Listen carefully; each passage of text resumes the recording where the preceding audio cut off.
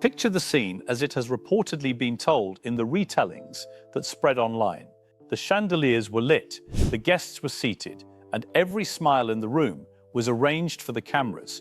Then, according to these dramatized accounts, Princess Catherine glanced across the table, and whatever calm she had been holding on to simply stopped. Sources suggest that in that single frozen second, she recognized the brooch pinned to Camilla's gown, and the entire evening allegedly changed. In this version of the story, it was said to be Diana's brooch, not a copy, not something merely reminiscent of it. And in the moment that followed, if these unverified retellings are to be believed, Catherine did something no one at that table expected. Before we go any further into what this supposedly meant for the family, take a second to subscribe, because the way this dramatized story unfolds is not what you'd predict. Let's be clear from the start about what is real and what is imagined here. Catherine, William, Charles, and Camilla are real public figures. Diana was real, and her memory still carries enormous weight for millions of people.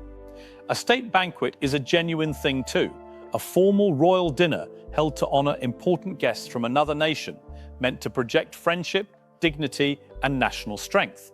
Those are the facts. Everything beyond that, the private tension, the whispered warnings, the exact words at the table, belongs to a dramatized retelling that has never been confirmed by the palace. So treat what follows as the story people have imagined, not as something that has been proven to have happened. In this dramatized version, Catherine reportedly did not blink or look away. For several long seconds, she is said to have sat completely still, as though her body had absorbed the shock before her mind could form a response. Across the table, the account suggests Camilla felt the weight of that stare, and her fingers drifted toward the brooch, almost without thinking. William is described as noticing that small movement first. He looked from his wife to the jewel, and something in him reportedly hardened. In this telling, the piece was never treated as a simple ornament. It was memory fastened to fabric, grief placed on public display. The setting matters, and that is not fiction. A state banquet is one of the monarchy's most carefully staged events, built to show the world that the family moves as one. Charles, in this dramatized story, is imagined needing exactly that kind of calm after a stretch of private strain. He reportedly wanted the room to believe the family was united. Catherine understood the pressure too. She is said to have known precisely what it would cost to break the rhythm of such an evening. But according to the retelling, she also understood the cost of staying silent, because silence would allegedly let Diana's name be swallowed once more by protocol.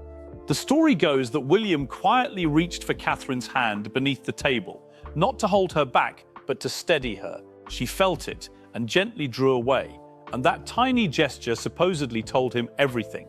This was not temper, this was pain. Camilla, in the account, looked down and then up again, her expression shifting as she realized Catherine had recognized the brooch at once. Charles is imagined seeing it as well, his careful composure beginning to crack for the first time all evening. The room kept breathing, but only just, and then, according to these unverified retellings, Catherine rose from her chair, and the quiet turned dangerous. Servers paused, guests turned toward the head table. William stood half a second later, close enough to show support, far enough to let her speak for herself. And the request that reportedly followed was one no one saw coming. But to understand why she stopped everything, you first have to understand what this brooch supposedly meant to each person in that room. In this dramatized story, the same jewel carried a different meaning for everyone. To Camilla, it is imagined as a symbol of acceptance, proof that old divisions had finally healed. To Charles, a reminder of a past he had never truly escaped. To William, his mother's shadow returning at the worst possible moment. And to Catherine, a line crossed in public under bright lights in front of the world. She held herself steady, but the account suggests the hurt had already reached her face. Over the years, in this telling, she had guarded Diana's memory with quiet care, never turning it into a weapon, never using it for attention. That, supposedly, was why the moment cut so deep. Diana was not just a name from history. She was William's mother, the absence that still shaped his silences. The retelling describes William's jaw tightening as he looked at the brooch. He had always, in this version, protected anything tied to Diana with fierce quietness. To him, royal jewelry was never mere decoration.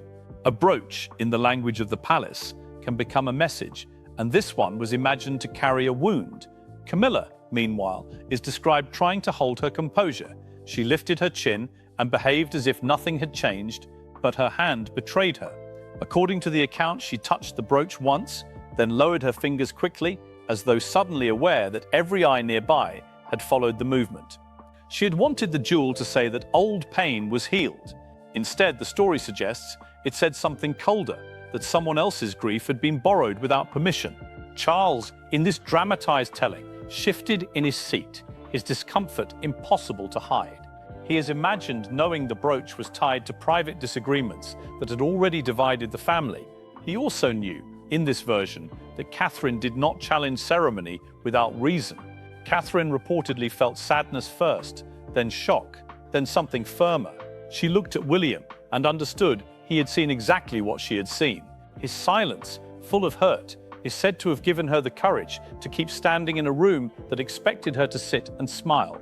Then a trusted confidant is described leaning toward her, voice low, warning that this was not the first time the brooch had caused alarm.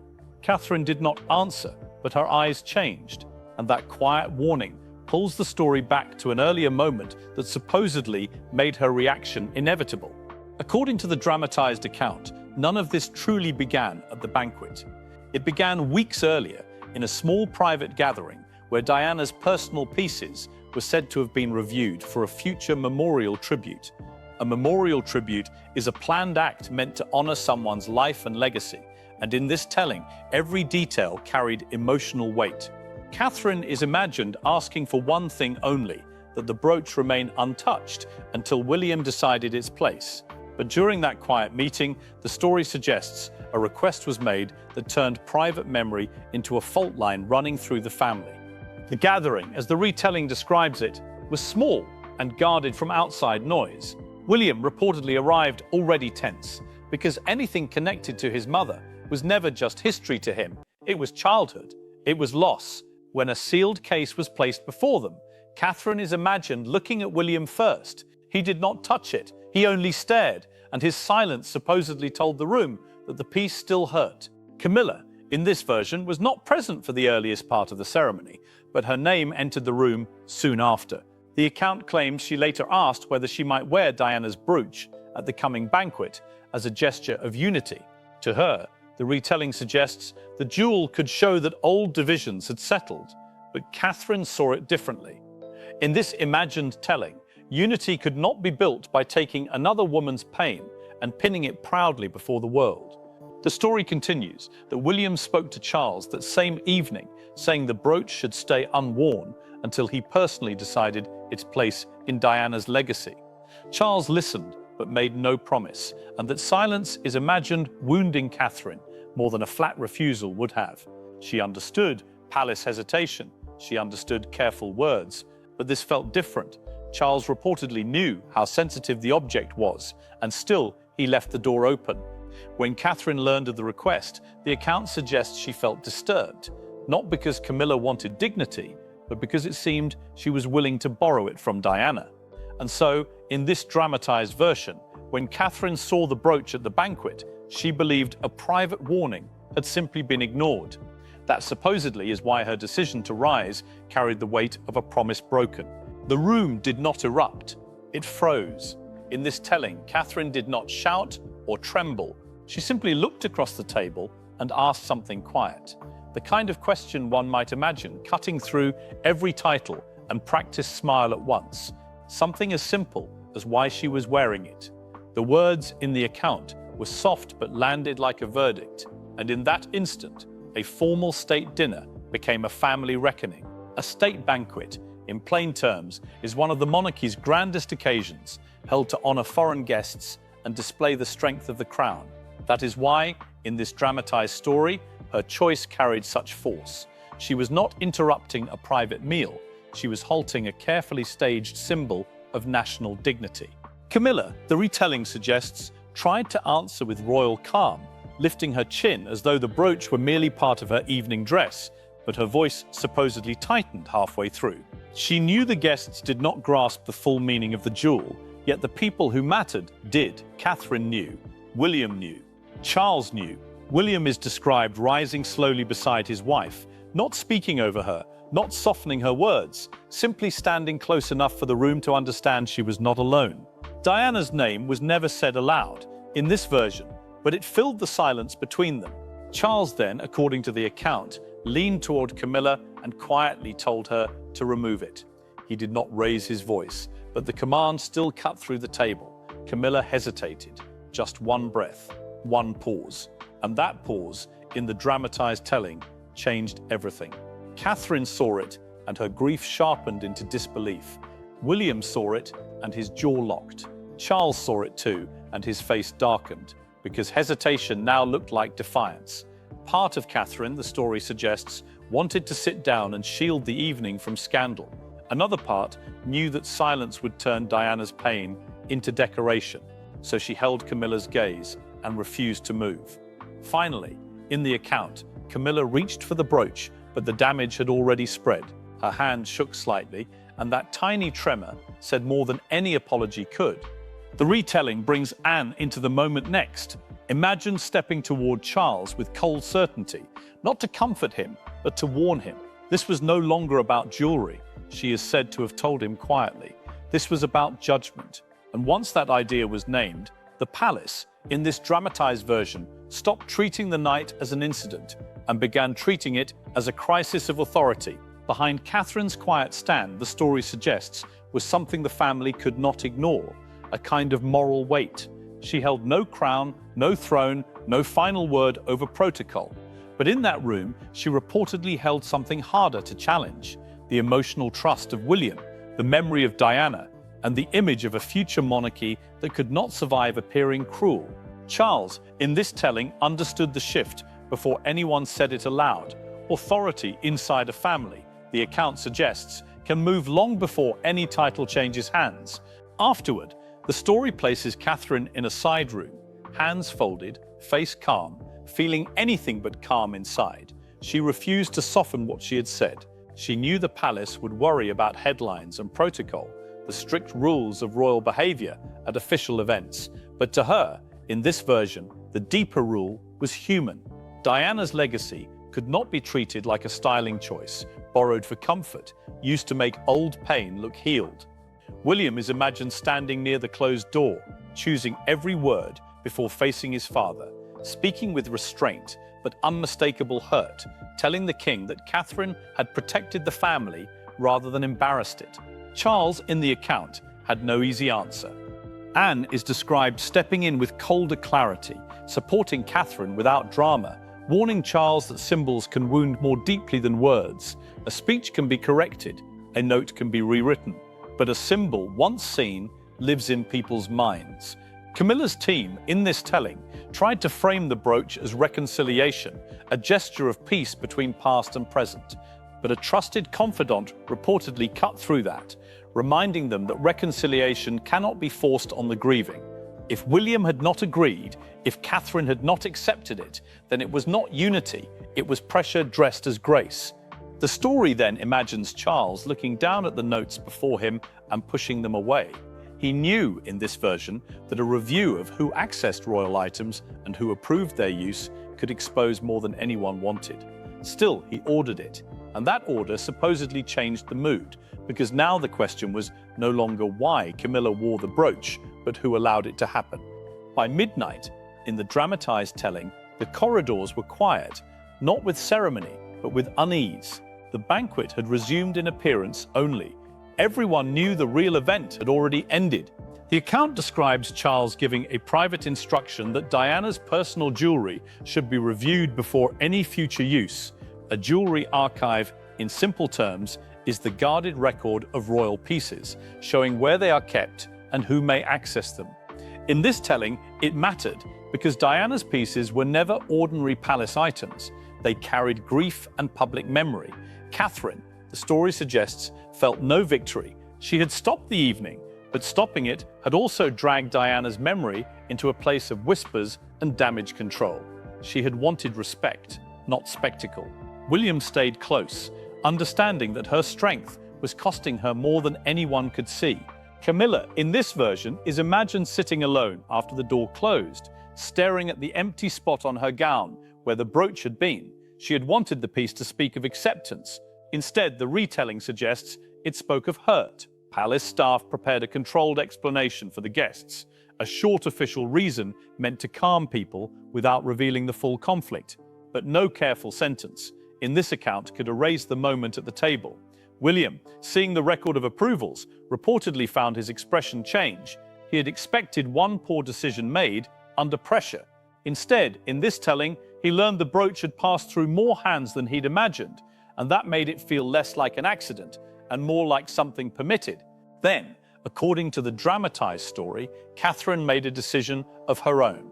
She did not ask for another briefing or more careful palace language. She asked to speak with Camilla privately, without aides, without guards. And in that imagined meeting, the night finally stopped being about protocol and became painfully human. There were no prepared lines, no royal mask strong enough to hide what the evening had exposed. The two women faced each other in this telling, not as future queen and queen consort, but as two people standing in the long shadow of Diana. And for the first time that night, the account suggests anger gave way to something more difficult: honesty. A private sitting room, in simple words, is a smaller space used for personal conversation away from formal guests. In this dramatized version, it mattered because it was the first place all night where rank protected no one. William reportedly waited outside, unwilling to interfere, yet unable to leave. Charles stayed back too, understanding that if he entered, the moment would become about authority again, and this was no longer something authority could fix. Catherine, the story imagines, spoke with quiet sadness rather than anger, and every word was sharper for it. She is said to have explained that unity cannot be forced by wearing something tied to another woman's suffering, that it has to be earned gently, with respect. Camilla reportedly tried to defend herself, saying she had wanted the piece to signal acceptance. But even as she said it, in this telling, her voice weakened. The imagined reply that broke through the room was simple: that acceptance cannot be taken from someone else's grief, cannot be pinned to a gown and presented as peace. In the account, Camilla lowered her eyes, and the defensiveness gave way to something like shame. She reached for the case, removed the brooch as though it had grown heavier, placed it on the table between them, and said she would not wear it again. Catherine did not smile. She only nodded, because the promise could not erase the wound, but it could keep the wound from being repeated. William entered moments later, saw the brooch resting on the table, and did not need to ask what had been said. By morning, in this dramatized retelling, the family's private strain had become a public fascination. One might imagine images circulating, commentary spreading, and Diana's memory pulled once more into the national conversation. Catherine, in this version, was not painted as reckless, but as protective, a woman standing up for Diana when the room expected silence. Small tributes are imagined appearing near palace gates, quiet flowers that made the story feel less like gossip and more like grief returning to the street. Camilla, in the account, appeared subdued in the days that followed. She had wanted acceptance, and instead the public reaction, in this telling, questioned why Diana's memory had been placed on her gown without the clear blessing of William or Catherine. Charles, the story suggests, moved quickly, but could not slow the emotional force of it. He is imagined approving new restrictions on how Diana-linked personal items are handled, a move that showed the family knew a line had been crossed and that Catherine's stand had forced action. The sentiment that spread in this dramatized version was that this had never really been a jewelry mistake at all. It was a memory mistake, and that framing gave people the words for what many already felt: that Diana was not only history, but still a living part of the country's emotional memory, and that Catherine had defended that memory at the moment it seemed most exposed. The retelling closes on a quieter note. Catherine, it suggests, made her final decision by morning, and it was not revenge. She did not ask for Camilla to be humiliated or publicly punished. She asked for one clear boundary: that Diana's most personal pieces would never again be used without family agreement. A private protocol, in simple terms, is an internal rule that governs how sensitive matters are handled behind palace doors. In this telling, it mattered because it placed grief above image and respect above convenience. William supported it without hesitation, seeing it as protection for his mother's memory and preparation for the future of the monarchy. Charles, in the account, signed off with a heavy silence, understanding that the brooch had exposed how easily control could fail when human feeling was ignored. Camilla accepted the restriction without protest, having learnt, in this dramatized version, that acceptance cannot be demanded and peace cannot be worn like jewelry. And Anne is imagined finding Catherine later and telling her that what she had done was not defiance, but stewardship, the act of protecting something valuable for the future. In this telling, Catherine finally felt at peace, not because the pain had vanished, but because she had refused to let it be ignored. That, according to these unverified retellings, is the story people remember, not a scandal engineered for headlines, but the image of one woman standing when everyone else stayed seated and quietly reminding a room full of power what dignity is supposed to mean. Remember, none of this has been confirmed by the palace, and it is best understood as dramatized storytelling rather than established fact. If it moved you or made you see these familiar figures a little differently, do me a favor and hit like, subscribe if you haven't already, and I'll see you in the next one.